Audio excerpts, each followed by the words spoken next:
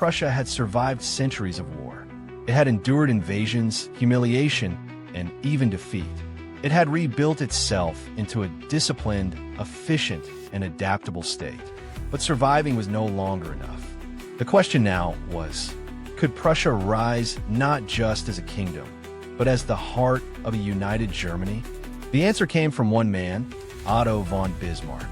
Otto von Bismarck was born in 1815, the very year Napoleon was defeated.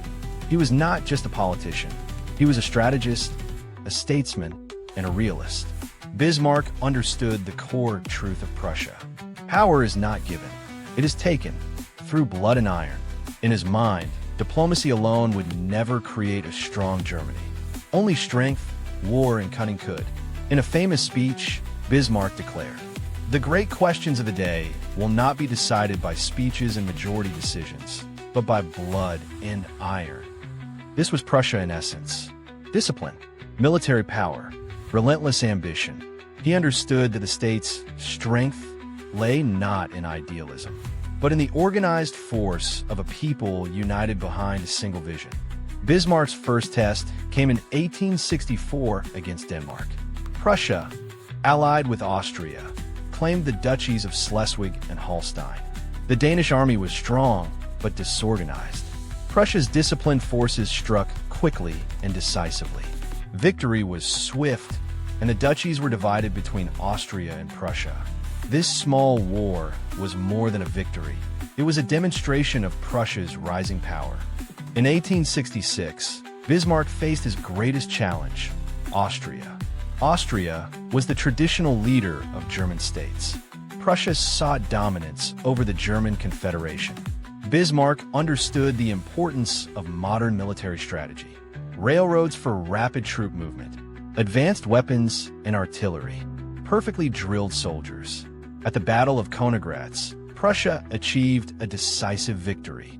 Austria was humiliated. Prussia became the dominant German power. Bismarck demonstrated that disciplined strategy could topple old powers. The final step in German unification came in 1870. The Franco-Prussian War.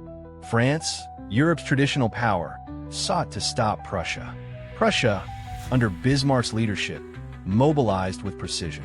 Railways, logistics, and discipline ensured rapid victories. The war culminated in the Siege of Paris. France was defeated, humiliated, and forced to cede Alsace-Lorraine. And in 1871, in the Hall of Mirrors of Versailles, Wilhelm I of Prussia was crowned German emperor. Prussia had achieved its ultimate goal. It had become the heart of a united Germany. Bismarck's genius lay not only in war, but in political manipulation. He isolated enemies diplomatically, used propaganda to unite German states, leveraged Prussia's military superiority to achieve political goals. Under his guidance, Germany was strong, united, and disciplined, the culmination of centuries of Prussian military culture. Prussia's army remained the backbone of the new German Empire. Officers trained in innovation and strategy. Soldiers drilled in efficiency and obedience. Society oriented towards service to the state. Discipline, once inherited from Frederick the Great, now formed the foundation of modern Germany.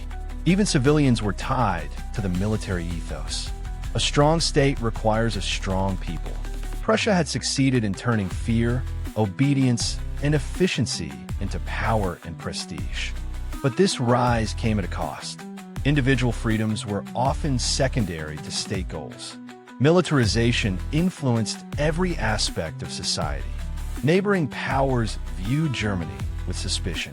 Bismarck's Germany was disciplined, powerful, and united, but also unyielding and rigid. Europe had a new giant. It was built on Prussia's centuries-long obsession with survival, discipline, and war.